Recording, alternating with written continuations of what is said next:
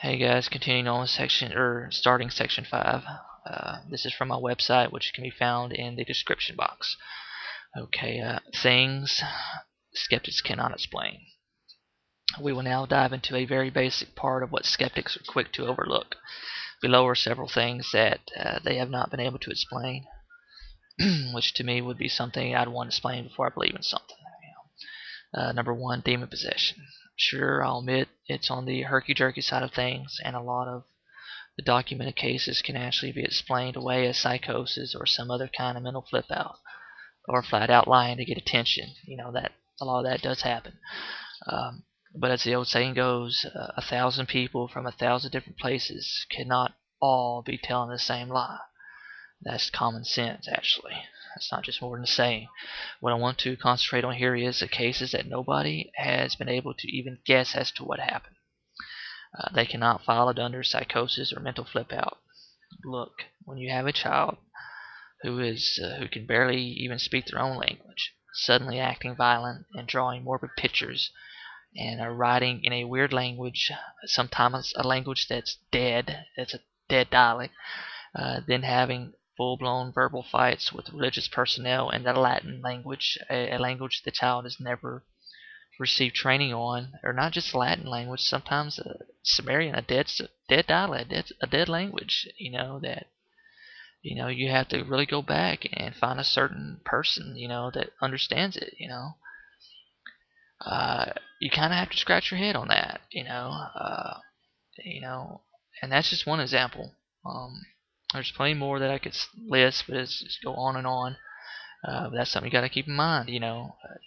Demon possession is in the Bible, and it's something that skeptics and naysayers cannot debunk because they cannot prove that every single case is psychosis of some sort or some kind of medical thing. All right, moving on to number 2 here. Life and death experiences, out-of-body experiences. Yes, I'm dipping back into the paranormal again, but to my defense, it does bring up a valid point. The common belief, especially for evolutionists, is that once your heart stops and there's no breath left in you, you are dead, not returning. There's no life after death, just peaceful, never-ending sleep. But how? But how can evolution explain the scores upon scores of life after death cases?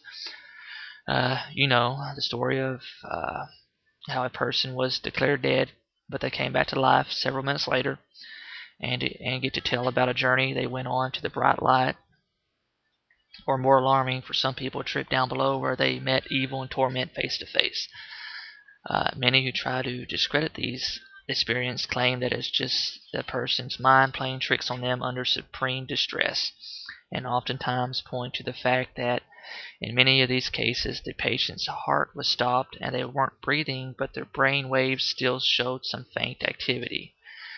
That's a good argument, obviously, and it's true in some cases, but except for the cases in which the person not only had died via heart stoppage and non-breathing, but also had complete, total inactivity of the brain, yet still came back to life several minutes later, sometimes many minutes later, with no ill effects or mental shortcomings whatsoever, which would normally come from such massive lack of oxygen to the brain, and claim to have had an out-of-body experience to heaven. Okay, this is something that doctors or medical professions, no matter how smart you are, you can't explain that. Go against everything that you, if you don't believe in God, anyways, it goes against everything you stand for, and if you can't explain it, you might want to rethink things. All right, so moving right along here. Some doctors looking to discredit these accounts I just spoke of have even went so far as to begin to design their operating and ER rooms with floor tiles that have pictures of famous celebrities or certain sayings, and some have even painted the walls with said designs. Silly naysayers. The theory is, of course, that if a patient comes in that is on the verge of death and actually dies, but they bring him back to life, and that person claims to have had some sort of out-of-body experience, he can be interrogated. In most cases, the doctor would ask simple stuff such as, if you were out of body, tell me what was going on in the room, and can you tell me what color the walls were on the tiles on the floor, so on. Uh, so imagine the doctor's astonishment when the person could tell him exactly what was going on, what was said, what color the walls and tiles were, and what celebrities or sayings were on the floor tiles or the walls. Uh, now when things get more in depth, such as a person claiming to have had a full-fledged trip to heaven or hell itself, doctors are quick to say that it was the brain just working overtime, producing what the mind had already pre-imagined heaven to be like. That's another good argument, except for the fact that many of these people were lifelong atheists. They didn't believe in heaven, or evolutionists. On top of that, many have recounted how they saw people there um, that had died before them, that they would not have ever imagined being in heaven due to certain things, bad things that person done, down here on earth. This effectively rules out the argument of a pre-imagined heaven. The unexplainable is what will always keep things like evolution a theory. I just wish more people would sit down and just look at the whole picture. Not just with Susan. I'm guaranteeing you, just about everybody you come in contact with that is a non-believer, a skeptic, have not read the Bible through and through. They have not studied it. There's a difference between reading and studying.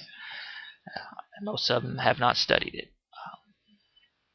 They just go by what other people say, or what their teacher said in school and all that. And that's good enough for them because they get to do whatever they want to without no repercussions.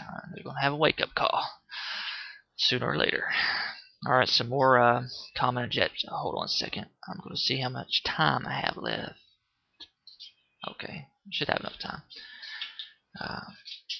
Some more common objections from skeptics go something like this. Well, you don't even know what the Bible originally said because the New Testament was written in Greek, then translated into Aramaic, then Syriac, then to Latin, German, French, Anglo-Saxon, and finally English. Well, the issue of the number of translation is, in fact, not even an issue.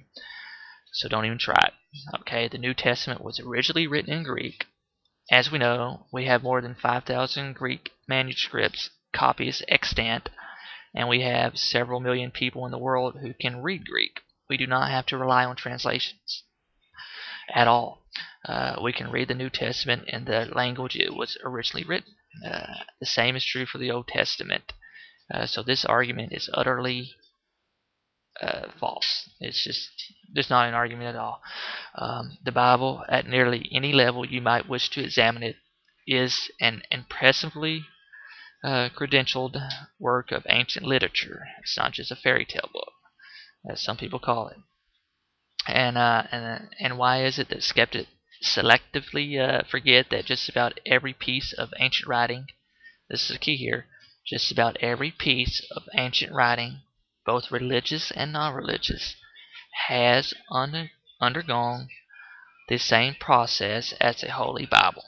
Did you know that, in fact, the Holy Bible is actually the most accurate as far as copied from the original through the years than any other document? That's the truth. It's the most accurate. That's not just me making an assumption. It's been proven that it's the most accurate, more accurate than all these other documents that people carry around, even some like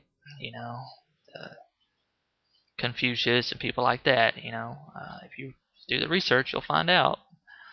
You can't just, if you're going to try to debunk the Bible, disprove it or whatever, or use that as an argument, you got to throw out the rest of ancient literature right along with it.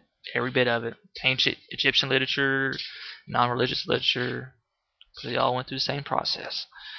Alright, now we go on to something else you can explain. Bible prophecy. I'm not talking about the prophecies that skeptics can argue is too vague and this and that. I'm talking about the ones that mention certain kings and nations, such as the prophecies of Daniel, for example. He predicted the reign of Alexander the Great a full 200 years before it happened. This has been proven by historians and even science. The same goes for Ezekiel, who predicted that in the final days, Russia, not even a remote power back in his day, but now a powerful nation, at least militarily, would be allied with Persia, which is now Iran, who would also be allied with many surrounding Muslim nations that will attack Israel. And what are we seeing now? We see the very public dealings between Russia and Iran, Persia, as well as increasing pressure by Muslim nations on Israel to give up their land.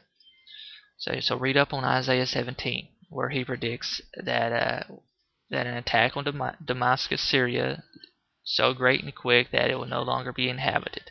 No longer. As in forevermore. Never again will it be inhabited. It sounds like a nuclear strike to me. Obviously, there was no weapon back in the day of Isaiah's time or Ezekiel's time that could destroy an entire city so rapidly and so quickly, and destroy it so much so that it could never be inhabited again. It has to be some sort of a nuclear or biological attack. So that right there is another thing you've got to look at. Bible prophecy. Like I said, it sounds like a nuclear strike to me, but keep your eyes peeled for this prophecy as well as the other ones I mentioned. I may actually dedicate an entire section of this site on my website for prophecy. If you think about it, some of the weaponry and astrological signs that these prophets saw in both the Old Testament and the New Testament, such as comets hitting the earth and the sun being hit and cities being turned into desolation or desolate, uninhabited places, were things they could not have simply dreamed up. They did not have the technology, the weaponry, or even the imagination to think up nuclear bombs at that point in time. We didn't think it up until here less than 100 years ago. So keep that in mind. All right, have an open mind, people. All right, that's the end of section 5, which was things that skeptics cannot explain, they cannot debunk. Thank God that He provided us with Bible prophecy, and even though it sucks for people who are possessed by demons, but demon possession as well, and life out of body experiences. All right, so section 6 is coming right up.